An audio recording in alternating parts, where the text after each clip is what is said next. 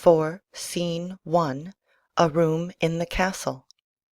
Enter King Claudius, Queen Gertrude, Rosencrantz, and Guildenstern. There's matter in these sighs, these profound heaves. You must translate, 'tis fit we understand them. Where is your son? Bestow this place on us a little while. Exeunt Rosencrantz and Guildenstern. Ah, my good lord, what have I seen to-night? What, Gertrude? How does Hamlet? Mad as the sea and wind, when both contend which is the mightier. In his lawless fit, behind the arras hearing something stir, whips out his rapier, cries, "A rat, a rat!" and in this brainish apprehension kills the unseen good old man. Oh, heavy deed! It had been so with us had we been there. His liberty is full of threats to all, to you yourself, to us, to every one. Oh, alas, how shall this bloody deed be answered? It will be laid to us, whose providence should have kept short, restrained, and out of haunt this mad young man. But so much was our love, we would not understand what was most fit, but like the owner of a foul disease, to keep it from divulging, let it feed even on the pith of life. Where is he gone? To draw apart the body he hath killed, or whom his very madness, like some ore among a mineral of metal's base, shows itself pure. He weeps for what is done. Oh, Gertrude, come away. The sun no sooner shall the mountains touch, but we will ship him hence, and this vile deed we must with all our majesty and skill both countenance and excuse. Ho, Guildenstern! Re-enter Rosencrantz and Guildenstern. Friends both, go join you with some further aid. Hamlet in madness hath Polonius slain, and from his mother's closet hath he dragged him. Go seek him out. Speak fair, and bring the body into the chapel. I pray you, haste in this. Exeunt Rosencrantz and Guildenstern.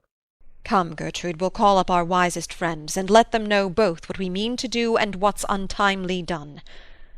Oh, come away! My soul is full of discord and dismay. Exeunt. Scene 2. Another room in the castle. Enter Hamlet. Safely stowed. Hamlet! Lord Hamlet! Lord Hamlet! What noise? Who calls on Hamlet? Oh, here they come. Enter Rosencrantz and Guildenstern. What have you done, my lord, with the dead body? Compounded it with dust whereto 'tis kin. Tell us where 'tis, that we may take it thence and bear it to the chapel. Do not believe it. Believe what? That I can keep your counsel and not mine own. Besides, to be demanded of a sponge, what replication should be made by the son of a king? Take you me for a sponge, my lord? I, sir, that soaks up the king's countenance, his rewards, his authorities. But such officers do the king best service in the end. He keeps them, like an ape, in the corner of his jaw, first mouthed to be last swallowed. When he needs what you have gleaned, it is but squeezing you, and sponge, you shall be dry again. I understand you not, my lord. I am glad of it. A knavish speech sleeps in a foolish ear. My lord, you must tell us where the body is, and go with us to the king. The body is with the king, but the king is not with the body. The king is a thing. A thing, my lord. Of nothing. Bring me to him. Hide fox and all after. Exeunt. Scene 3. Another room in the castle. Enter King Claudius, attended. I have sent to seek him and to find the body. How dangerous is it that this man goes loose! Yet must not we put the strong law on him? He's loved of the distracted multitude, who like not in their judgment but their eyes. And where 'tis so, the offender's scourge is weighed, but never the offence. To bear all smooth and even, this sudden sending him away must seem deliberate pause. Diseases desperate grown by desperate appliance are relieved, or not at all. Enter Rosencrantz. How now? What hath befallen? Where the dead body is bestowed, my lord, we cannot get from him. But where is he? Without, my lord, guarded, to know your pleasure. Bring him before us. Ho, Guildenstern, bring in my lord. Enter Hamlet and Guildenstern. Now, Hamlet, where's Polonius? At supper. At supper. Where? Not where he eats, but where he is eaten. A certain convocation of politic worms are e'en at him. Your worm is your only emperor for diet. We fat all creatures else to fat us, and we fat ourselves for maggots. Your fat king and your lean beggar is but variable service. 2 dishes, but to 1 table. That's the end. Alas, alas! A man may fish with the worm that hath eat of a king, and cat of the fish that hath fed of that worm. What dost you mean by this? Nothing, but to show you how a king may go a progress through the guts of a beggar. Where is Polonius? In heaven. Send hither to see. If your messenger find him not there, seek him in the other place yourself. But, indeed, if you find him not within this month, you shall nose him as you go up the stairs into the lobby. Go seek him there. He will stay till you come. Exeunt attendants. Hamlet, this deed, for thine especial safety, which we do tender as we dearly grieve for that which thou hast done, must send thee hence with fiery quickness. Therefore prepare thyself. The bark is ready, and the wind it help. The associates tend, and everything is bent for England. For England? Ay, Hamlet. Good. So is it, if thou knewest our purposes. I see a cherub that sees them. But come for England. Farewell, dear mother. Thy loving father, Hamlet. My mother. Father and mother is man and wife is one flesh, and so my mother. Come, for England. Exit. Follow him at foot. Tempt him with speed aboard. Delay it not. I'll have him hence to-night. Away, for everything is sealed and done that else leans on the affair. Pray you, make haste. Exeunt Rosencrantz and Guildenstern. And England, if my love thou hold'st at aught, as my great power thereof may give thee sense, since yet thy cicatrice looks raw and red after the Danish sword, and thy free awe pays homage to us, thou mayst not coldly set our sovereign process, which imports at full, by letters congruing to that effect, the present death of Hamlet. Do it, England. For like the hectic in my blood he rages, and thou must cure me. Till I know 'tis done, howe'er my haps, my joys were ne'er begun. Exit. Scene 4. A plain in Denmark. Enter Fortinbras, a captain, and soldiers marching. Go, captain, from me greet the Danish king. Tell him that, by his license, Fortinbras craves the conveyance of a promised march over his kingdom. You know the rendezvous. If that his majesty would aught with us, we shall express our duty in his eye. And let him know so. I will do it, my lord. Go softly on. Exeunt Fortinbras and soldiers. Enter Hamlet, Rosencrantz, Guildenstern, and others. Good sir, whose powers are these? They are of Norway, sir. How purposed, sir, I pray you? Against some part of Poland. Who commands them, sir? The nephews to old Norway, Fortinbras. Goes it against the main of Poland, sir, or for some frontier? Truly to speak, and with no addition, we go to gain a little patch of ground that hath in it no profit but the name. To pay 5 ducats. 5, I would not farm it. Nor will it yield to Norway or the Pole a ranker rate, should it be sold in fee. Why then the Polack never will defend it. Yes, it is already garrisoned. 2,000 souls and 20,000 ducats will not debate the question of this straw. This is the imposthume of much wealth and peace, that inward breaks and shows no cause without why the man dies. I humbly thank you, sir. God be with you, sir. Exit. Will't please you go, my lord? I'll be with you straight. Go a little before. Exeunt all except Hamlet. How all occasions do inform against me, and spur my dull revenge. What is a man if his chief good and market of his time be but to sleep and feed? A beast, no more. Sure, he that made us with such large discourse, looking before and after, gave us not that capability and godlike reason to fust in us unused. Now whether it be bestial oblivion, or some craven scruple of thinking too precisely on the event, a thought which, quartered, hath but 1 part wisdom and ever 3 parts coward, I do not know why yet I live to say this thing's to do, sith I have cause and will and strength and means to do it. Examples gross as earth exhort me. Witness this army of such mass and charge, led by a delicate and tender prince, whose spirit, with divine ambition puffed, makes mouths at the invisible event, exposing what is mortal and unsure to all that fortune, death, and danger dare, even for an egg-shell. Rightly to be great is not to stir without great argument, but greatly to find quarrel in a straw when honour's at the stake. How stand I, then, that have a father killed, a mother stained, excitements of my reason and my blood, and let all sleep?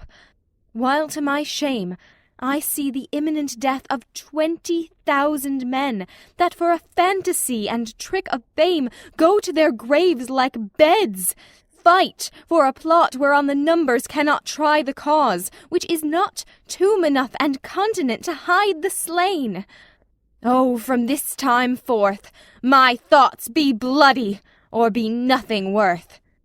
Exit. Scene 5. Elsinore. A room in the castle. Enter Queen Gertrude, Horatio, and a gentleman. I will not speak with her. She is importunate, indeed distract. Her mood will needs be pitied. What would she have?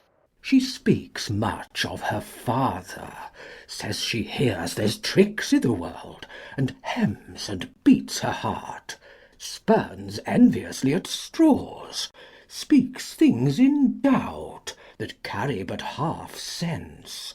Her speech is nothing, yet the unshaped use of it doth move the hearers to collection. They aim at it, and botch the words up fit to their own thoughts, which, as her winks and nods and gestures yield them, indeed would make one think there might be thought, though nothing sure, yet much unhappily. 'Twere good she were spoken with, for she may strew dangerous conjectures in ill-breeding minds. Let her come in. Exit Horatio. To my sick soul, as sin's true nature is, each toy seems prologue to some great amiss. So full of artless jealousy is guilt, it spills itself in fearing to be spilt. Re-enter Horatio with Ophelia. Where is the beauteous majesty of Denmark? How now, Ophelia? How should I your true love know from another one? By his cockle hat and staff, and his sandal shoon. Alas, sweet lady, what imports this song? Say you? Nay, pray you, mark. He is dead and gone, lady, he is dead and gone. At his hat a grass-green turf, at his heels a stone. Nay, but Ophelia. Pray you, mark. White his shroud as the mountain snow. Enter King Claudius. Alas, look here, my lord. Lauded with sweet flowers, which bewept to the grave did go, with true love showered. How do you, pretty lady? Well, God ild you. They say the owl was a baker's daughter. Lord, we know what we are, but know not what we may be. God be at your table. Conceit upon her father. Pray you, let's have no words of this, but when they ask you what it means, say you this. Tomorrow is St. Valentine's Day. all in the morning betime, and I a maid at your window to be your Valentine. Then up he rose and donned his clothes, and upped the chamber door. Let in the maid that out a maid never departed more. Pretty Ophelia. Indeed, law without an oath, I'll make an end on't. By kiss and by Saint Charity, alack and fie for shame. Young men will do it if they come to it, by cock they are to blame. Quoth she, before you tumbled me, you promised me to wed. So would I ha' done by yonder sun, and thou hadst not come to my bed. How long hath she been thus? I hope all will be well. We must be patient, but I cannot choose but weep, to think they should lay him in the cold ground. My brother shall know of it, and so I thank you for your good counsel. Come, my coach. Good night, ladies. Good night, sweet ladies. Good night. Good night. Exit. Follow her close. Give her good watch, I pray you. Exit Horatio. Oh, this is the poison of deep grief. It springs all from her father's death.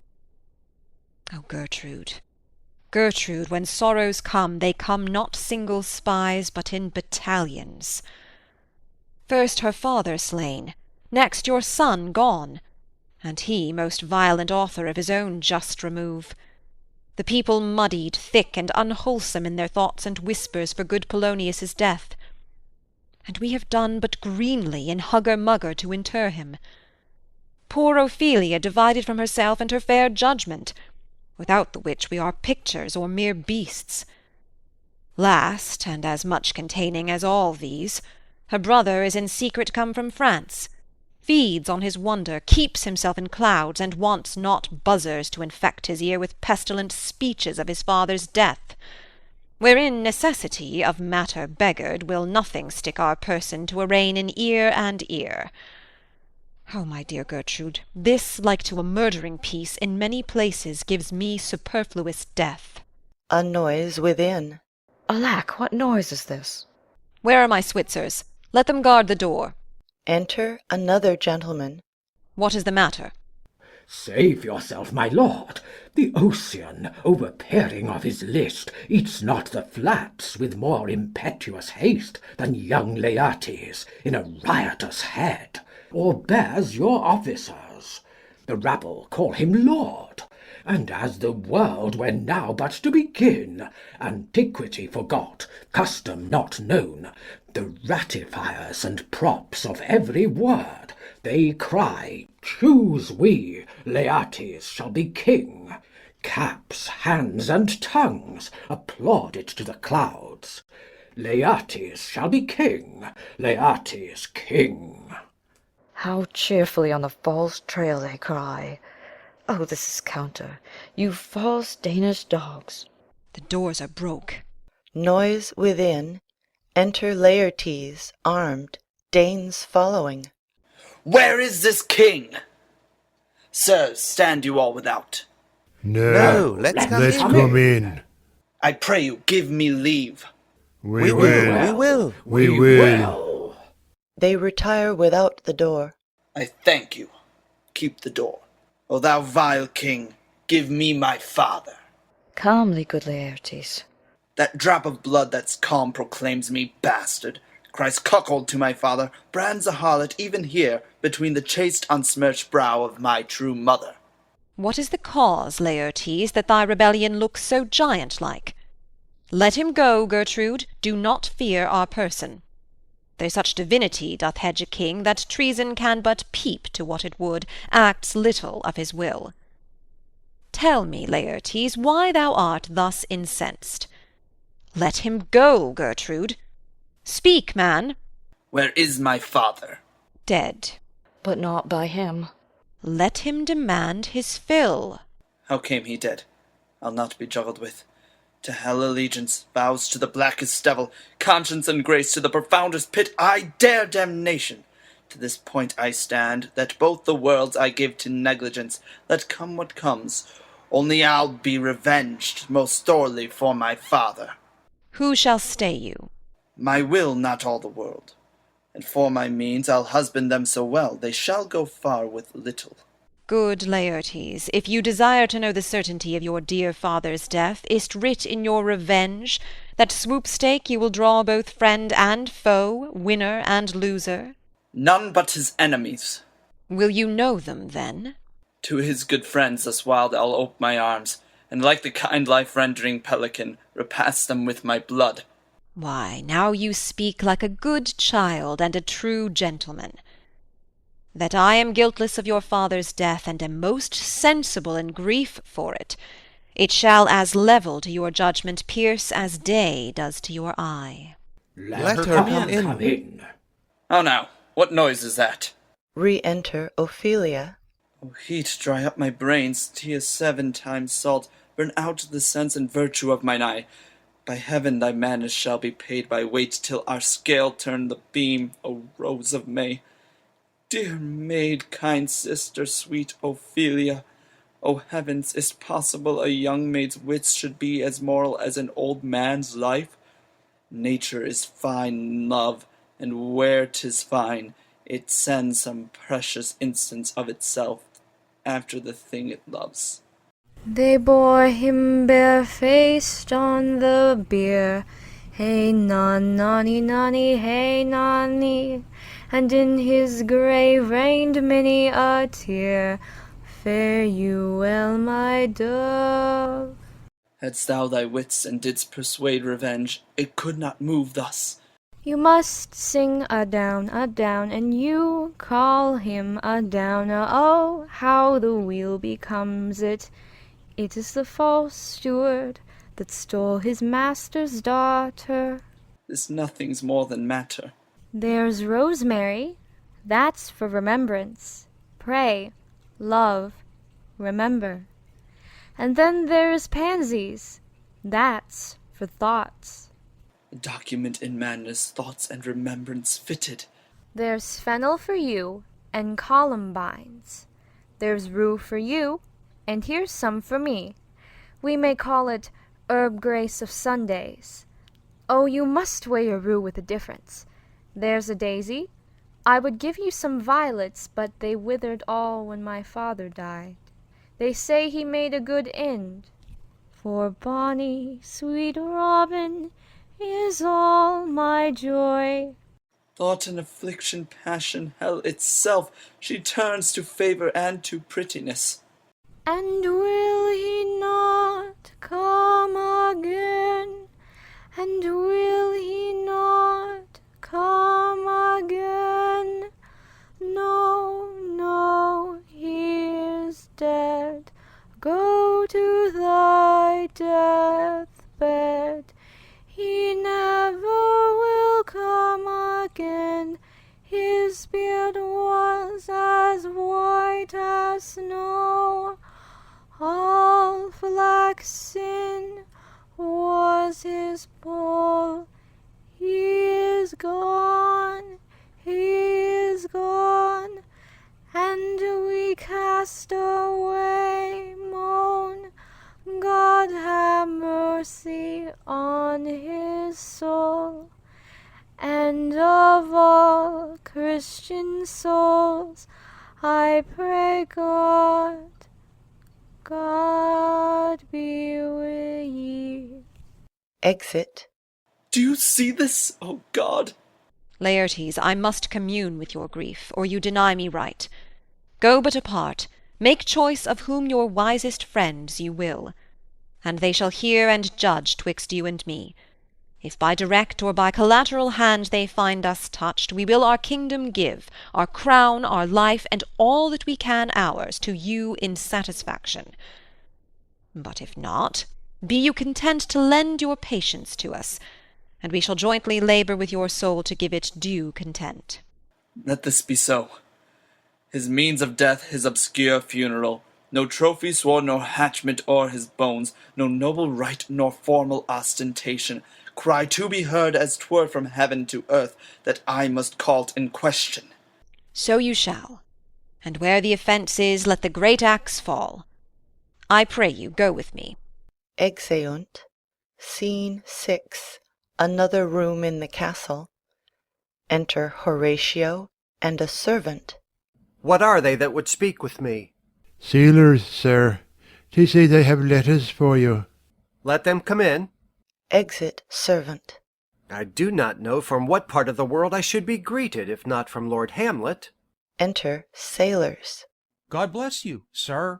Let him bless thee too. He shall, sir, and please him. There's a letter for you, sir. It comes from the ambassador that was bound for England. If your name be Horatio, as I am let to know it is. Reads. Horatio, when thou shalt have overlooked this, give these fellows some means to the king. They have letters for him. Ere we were 2 days old at sea, a pirate of very warlike appointment gave us chase. Finding ourselves too slow of sail, we put on a compelled valor, and in the grapple I boarded them, on the instant they got clear of our ship, so I alone became their prisoner.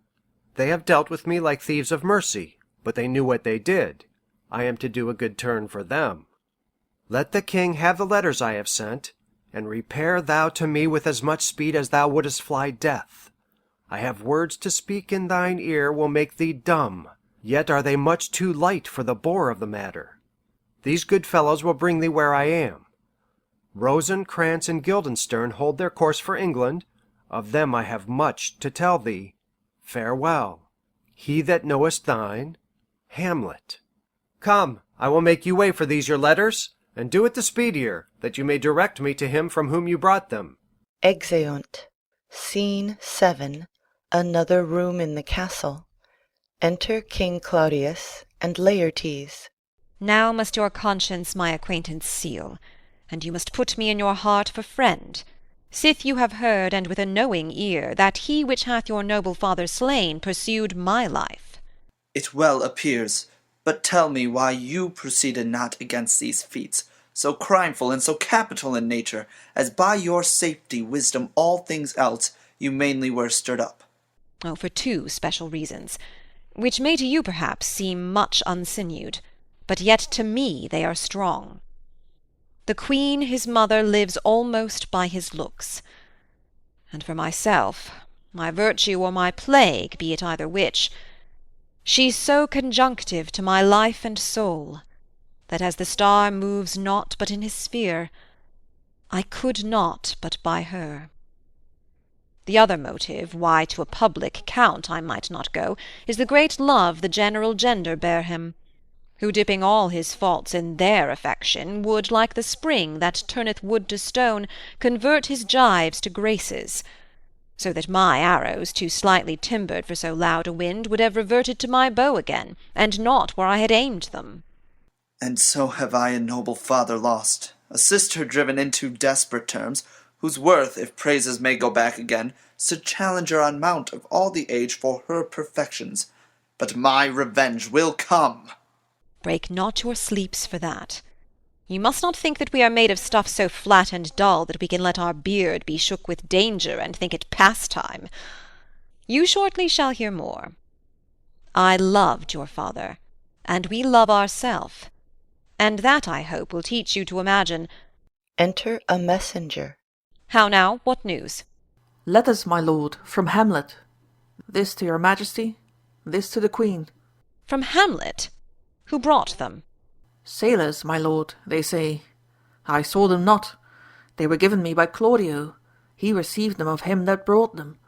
Laertes, you shall hear them. Leave us. Exit messenger. Reads.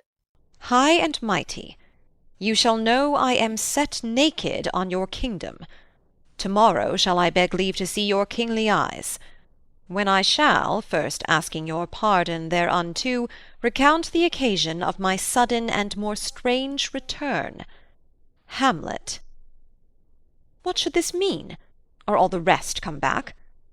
Or is it some abuse, and no such thing? Know you the hand?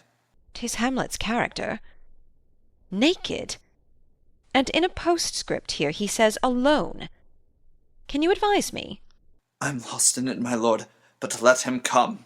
It warms the very sickness in my heart, that I shall live and tell him to his teeth, Thus didst thou.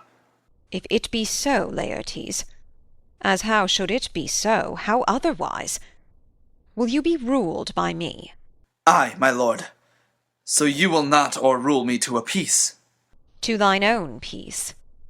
If he be now returned, as checking at his voyage, and that he means no more to undertake it, I will work him to an exploit, now ripe in my device, under the which he shall not choose but fall.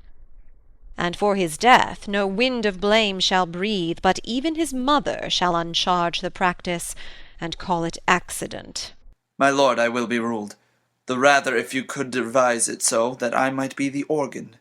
It falls right. You have been talked of since your travel much, and that in Hamlet's hearing, for a quality wherein they say you shine. Your sum of parts did not together pluck such envy from him as did that one, and that in my regard of the unworthiest siege. What part is that, my lord?